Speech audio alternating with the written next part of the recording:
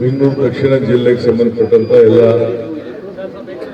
ಕಾರ್ಯಕರ್ತರುಗಳೇ, ಮುಖಂಡರುಗಳೇ, municipal ಅಧ್ಯಕ್ಷ ಅಂತ ಶಶಿಯವರೇ, ಕೌನ್ಸಿಲರ್ಗಳೇ, ಮಾಜಿ ಕೌನ್ಸಿಲರ್ಗಳೇ, ವಿವಿಧ ಸಂಘಟನೆಯಿಂದ ಬಂದಂತ ಎಲ್ಲ ಮುಖಂಡರುಗಳೇ, ಸ್ನೇಹಿತರೆ, ಬಹಳ ದಿನದಿಂದ ಬಂದು ಶಶಿಯವರು ಬಂದು ಟೈಮ್ ಕೇಳ್ತಾ ಇದ್ರು.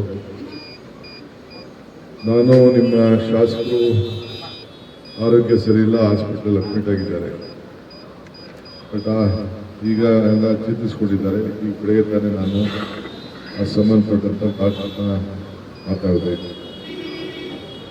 ಈಗ ಅವರೆಲ್ಲ ಒಟ್ಟಿಗೆ ಅವ್ರ ಫೋನ್ ಸ್ವಿಚ್ ಆಫ್ ಆಗಿತ್ತು. ಬೇರೆ ಡಾಕ್ಟರ್ ನಾನು ಏನೋ ಮಾತಾಡಿ ಏನು ಪರಿಸ್ಥಿತಿ ಅಂತ ಬೈಪಾಸ್ ಕೂಡ ಆಗಿದೆ. ಕೋರ್ಟ್ ಹಾಕೋದು ಕೂಡ 2 ದಿನ ನಾನು ಲೇಟ್ ಮಾಡಿದೆ. ಸೊ ಅವರ ಚುನಾವಣಾ ಸಂದರ್ಭದಲ್ಲಿ ನಾವೇನು ಮಾತು ಕೊಟ್ಟಿದ್ದೋ ಅದನ್ನು ಶಶಿಯವರು ನೆನಪು ಮಾಡ್ತಾ ಇದ್ದಾರೆ. ಇವೆಲ್ಲ ಸೇರಿ ದುಡಿದಿದ್ದೀನಿ. ರಾಮನಗರ ಟೌನ್ ಒಂದೇ ಅಲ್ಲ, ಇಡೀ ಬೆಂಗಳೂರು ದಕ್ಷಿಣ ಜಿಲ್ಲೆಗೆ ವಿಶೇಷವಾದಂಥ ರೂಪ ಕೊಡಬೇಕು ಅನ್ನೋದು ನನ್ನ ದೊಡ್ಡ ಸಂಕಲ್ಪ. ಈಗ ಮಾಡೋಕ್ಕಾಗಲಿಲ್ಲ ಅಂದರೆ ಯಾವಾಗ ಮಾಡೋಕ್ಕಾಗಲ್ಲ ಅನ್ನೋದು ಕೂಡ ನನಗೆ ಅರಿವಿದೆ. ಒಂದೇ ಸಂದರ್ಭದಲ್ಲಿ ಆಗ್ತಿರ್ಬೋದು, ಬಟ್ ಹಂತವಾಗಿ ಈಗಾಗಲೇ ಯೂನಿವರ್ಸಿಟಿ ಕೂಡ ಈಗಾಗಲೇ ಪ್ರಾರಂಭವನ್ನು ಮಾಡಿದ್ದೇವೆ.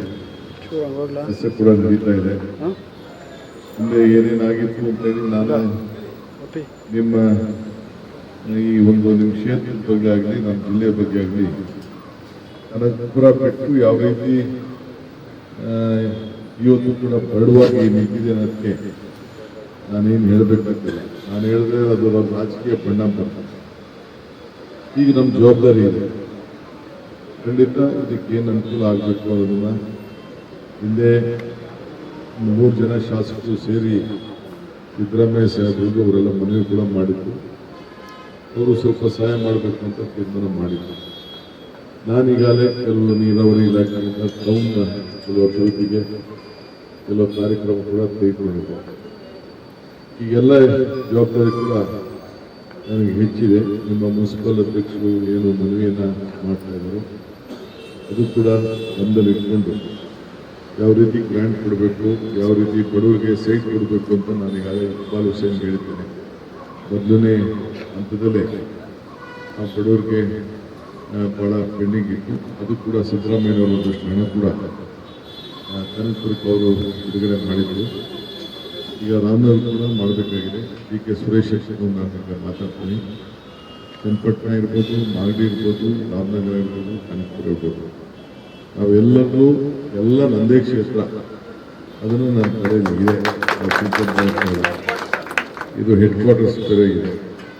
ಹೆಡ್ ಕ್ವಾರ್ಟರ್ಸ್ಗೆ ಎಷ್ಟು ಗೌರವ ಕೊಡಬೇಕು ಖಂಡಿತ ಕೊಟ್ಟೆ ಕೊಡ್ತೀನಿ, ಚಿಂತೆ ಮಾಡಬೇಡ. ಅದು ಕೇಂದ್ರ ಬಿದ್ದು ಈಗ ಬೆಂಗಳೂರು ದಕ್ಷಿಣ ಅಂತ ನಾಮಕರಣ ಮಾಡಿದ ತಕ್ಷಣ ನಿಮ್ಮ ಜಿಲ್ಲೆಗೆ ಯಾವ ರೀತಿ ಗೌರವ ಬಂತು ಅನ್ನೋದು ತಾವೆಲ್ಲ ಗಮನಿಸಿದ್ದೀರಿ. ನಿಮ್ಗೆ ಯಾವ ರೀತಿ ಗೌರವ ನಿಮಗೆ ಸಿಕ್ತು, ಜನ ಯಾವ ರೀತಿ ನೋಡ್ತಾ ಇದ್ದಾರೆ, ನಿಮ್ಮ ಆಸ್ತಿ ಮೌಲ್ಯ ಎಷ್ಟಾಯಿತು, ಅದಕ್ಕೆ ಏನೇನು ಒದಗಿಸ್ಕೊಳ್ಬೇಕು. ನೀವು ಕೂಡ ಮುಂದಕ್ಕೆ ಇದ್ದಲ್ಲಿ ನಮಗೆ ಜನರು ಎಲ್ಲರೂ ವಿಶ್ವಾಸ ತೆಗೆದುಕೊಳ್ಳಿ. ಇನ್ನು ಯಾರು ಟೈಮ್ ವೇಸ್ಟ್ ಮಾಡ್ಕೊಳ್ಳೋದು ಬೇಡ. ಸುಮ್ಮನೆ ಬೇರೆ ಪಾರ್ಟಿಯವರೆಲ್ಲ ಕೂಡ ನಾನು ಭಾಳ ಜನ ನನ್ನ ಸಂಪರ್ಕಕ್ಕೆ ಕಾರ್ಯಕರ್ತರು ಬರಲಿಕ್ಕೆ ಇಚ್ಛೆ ಪಡ್ತಾರೆ. ಅವ್ರನ್ನೆಲ್ಲ ನೀವು ಸೇರಿಸ್ಕೊಂಡು ಮುಂದಕ್ಕೆ ಎಲೆಕ್ಷನ್ ಸುಖವಾಗಿ ನಡಿಬೇಕು. ಅದಕ್ಕೆ ನೀವು ಮಾಡಿ. ವಿರೋಧ ಪಾರ್ಟಿಯವರು ಅವರು ಸಹಿಸೋಕ್ಕಾಗೋದಿಲ್ಲ. ಅವ್ರಿಗೆ ನಾವು ಅಧಿಕಾರಕ್ಕೆ ಬಂದಿರೋದು ಯಾವ ಕಾರಣಕ್ಕೂ ಅವರು ಸಹಿಸೋದಿಲ್ಲ ಅಂತ ನನಗೆ ಗೊತ್ತಿದೆ. ಅದು ನೀವೇನು ನಿಮಗೂ ಗೊತ್ತಿದೆ. ಕೈ ಹೊಸಿಕೊತ್ತವ್ರೆ. ನಾವು ಶಶಿನ ಹೇಳ್ತಾರೆ, ನೀನು ಹೊಸಿಕೊಳ್ಳಿ, ಏನು ತೊಂದರೆ ಇಲ್ಲ. ನನ್ನ ಡ್ಯೂಟಿ ನಿಮ್ಗೆ ಒಳ್ಳೇದಾಗಬೇಕು. ಇದಕ್ಕೇನು ಬೇಕೋ ವ್ಯವಸ್ಥೆನ ಖಂಡಿತ ನಾನು ಮಾಡ್ತೀನಿ. ಅಭಿವೃದ್ಧಿ ವಿಚಾರದಲ್ಲಿ ನಿಮ್ಮ ಏನು ನನ್ನ ಮೇಲೆ ವಿಶ್ವಾಸ ಇಟ್ಟಿದ್ದೀರಿ ಅದಕ್ಕೆ ನಾನು ಗೌರವನ ಕಾಪಾಡ್ಕೊಂಡು ಹೋಗುವಂಥ ಕೆಲಸ ಮಾಡ್ತೀನಿ. ತಾವೆಲ್ಲ ಬಂದು ನನಗೆ ಅಭಿನಂದನೆ ಸಲ್ಲಿಸಲಿಕ್ಕೆ ಬಂದಿದ್ದೀರಿ. ನೀವೇನು ಬರೋ ಅವಶ್ಯಕತೆ ಇರಲಿಲ್ಲ.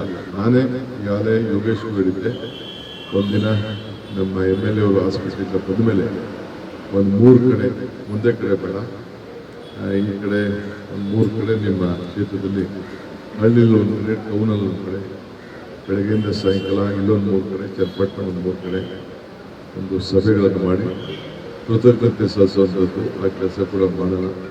ನನಗೆ ಸನ್ಮಾನ ನೀವೇನು ಮಾಡಬೇಕಾಗಿಲ್ಲ, ನಾನೇ ನಿಮಗೆ ಸನ್ಮಾನ ಮಾಡಬೇಕಂತ ನನ್ನ ಡ್ಯೂಟಿ ಕೂಡ ಇದೆ. ಆ ಕೆಲಸ ಮಾಡ್ತೀನಿ ವಿಶ್ವಾಸ ಇರಲಿ. ಆಮೇಲೆ ಸುಮ್ಮನೆ ಅವರು ಇವರು ವಿಪರೀತ ಜನ ಏಜೆಂಟ್ಗಳು ನನ್ನ ಕ್ಷೇತ್ರದವ್ರನ್ನ ಹುಡುಕೊಂಡು ಬರೋದು, ರಾಮನಗರದವ್ರು ಹುಡುಕೊಂಡು ಬರೋದು, ಈ ಆಫೀಸರ್ಸ್ ಎಲ್ಲ ಕೇಳಿರ್ತಾರೆ, ಆಫೀಸರ್ಸ್ ಕಾಂಟ್ರಾಕ್ಟ್ ಭಾಳ ಹುಷಾರಾಗಿ ಕರ್ಕೊಂಬರೋದು, ಹೋಟ್ಲ್ ಕರ್ಕೊಂಬರೋದು, ರೂಮ್ ಮಾಡಿಸ್ಕೊಡೋದು, ಪಾಠ ಹಾಕ್ಸೋದು, ಏನು ನಡಿಲ್ಲ ನೀವು ಕೇಳಿಲ್ಲ, CM ಎಲ್ಲ ಕೇಳಲ್ಲ ನೀವು ಕೇಳ್ದೆ ಇಲ್ಲ ಅನ್ನೋಕ್ಕೆ ಹಿಂಗಾದ್ರೆ ಅಂತೆಲ್ಲ ಬರ್ತಾರೆ. ಅದಕ್ಕೆಲ್ಲ ನೀವು ಯಾರು ತಲೆ ಕೆಡಿಸ್ಕೊಳಕ್ ಹೋಗ್ಬೇಡಿ. ನಿಮ್ದೇನಾದ್ರು ವೈಯಕ್ತಿಕವಾದ ವಿಚಾರ ಇದ್ದರೆ, ನಿಮ್ಮ ಊರ ಅಭಿವೃದ್ಧಿ ಇದ್ದರೆ ಮತ್ತದಷ್ಟು ಮಿಕ್ಕಿದ್ದೆಲ್ಲ ಈ ಆಫೀಸರ್ಗಳೆಲ್ಲ ಇರ್ತಾರಲ್ಲ ಅವರು ಈ ಕಾಂಟ್ರಾಕ್ಟ್ಗಳು ಅದಕ್ಕೆಲ್ಲ ನೀವು ತಲೆ ಕೆಡಿಸ್ಕೊಳಕ್ ಹೋಗ್ಬೇಡಿ. ಯಾಕೆಂದರೆ ಭಾಳ ಹುಷಾರಾಗಿ ನಾನು ನೋಡ್ತಾ ಇದ್ದೀನಿ ಎಲ್ಲ ಕ್ಷೇತ್ರದಲ್ಲೂ ಕೂಡ ಇದು ಅಧಿಕಾರಕ್ಕೆ ಬಂದ ತಕ್ಷಣ CM ಜಿಲ್ಲೆ ಅಂತಂದ್ರೆ ತಕ್ಷಣ ಎಲ್ಲರೂ ಹುಡುಕೊಂಡು ಬಂದ್ಬಿಡ್ತಾರೆ. ಯಾವತ್ತು ಇದ್ದವರೆಲ್ಲ ನೆನಪುಗಳಾಗೋಯ್ತಾರೆ ನಿಮಗೆ. ಇದು ಭಾಳ ಹುಷಾರಾಗಿ ಯಾವುದಕ್ಕೂ ನೀವು ಹತ್ತಕ್ಕೆ ಸೇರ್ಸಕ್ಕೆ ಹೋಗ್ಬಿಡಿ. ಕೇಳಿದ್ರೆ ನೀವು ಉಂಟು ಅವರು ಉಂಟು. ನಿಮ್ಮದು ವಿಚಾರಗಳು ಏನಾದ್ರು ಇದ್ದರೆ ಖಂಡಿತ ನಾನು ಇದನ್ನು ಗಮನಿಸ್ತೀನಿ.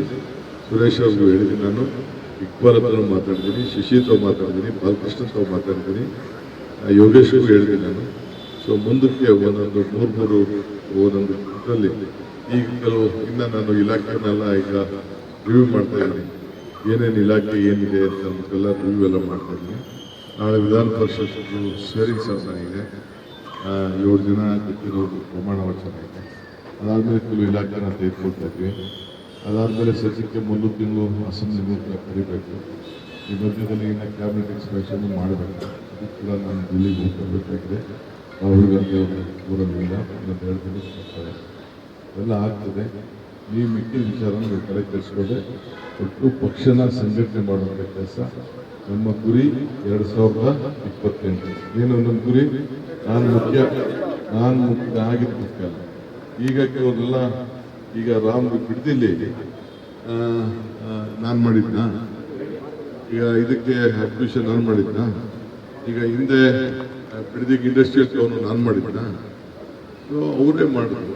ಈಗ ಈ ಬಿಡದಿಲಿ ದೊಡ್ಡ ಟೌನ್ಶಿಪ್ ಬಂದರೆ ನಿಮ್ಮೆಲ್ಲರಿಗೂ ಅನುಕೂಲ ಆಗ್ತಾ ಇಲ್ವಾ? ನಿಮ್ಮ ಎಲ್ಲ ರಾಮನಗರ ತಾಲೂಕಿಗೆ, ಮಾಗಡಿ ತಾಲೂಕಿಗೆ, ಕಾನ್ಪುರ ತಾಲೂಕೆಲ್ಲ ಕೂಡ ನಮ್ಮ ಈಗ ಬರೀ ಏರ್ಪೋರ್ಟು ಇಲ್ಲಿ ಬಂದಕ್ಕೆ, ದೇವನಹಳ್ಳಿ ಬಂದಕ್ಕೆ ಇಲ್ಲಿಂದ ಬೆಂಗಳೂರಿಗಂಟ ದೊಡ್ಡಬಳ್ಳಾಪುರ ಎಲ್ಲ ಅನುಕೂಲ ಆಗಲಿಲ್ವೇ? ದೊಡ್ಡಬಳ್ಳಾಪುರ, ಚಿಕ್ಕಬಳ್ಳಾಪುರ, ದೇವನಹಳ್ಳಿ, ಹೊಸಕೋಟೆ ಎಲ್ಲ ಅನುಕೂಲ ಆಗಲಿಲ್ವೇ?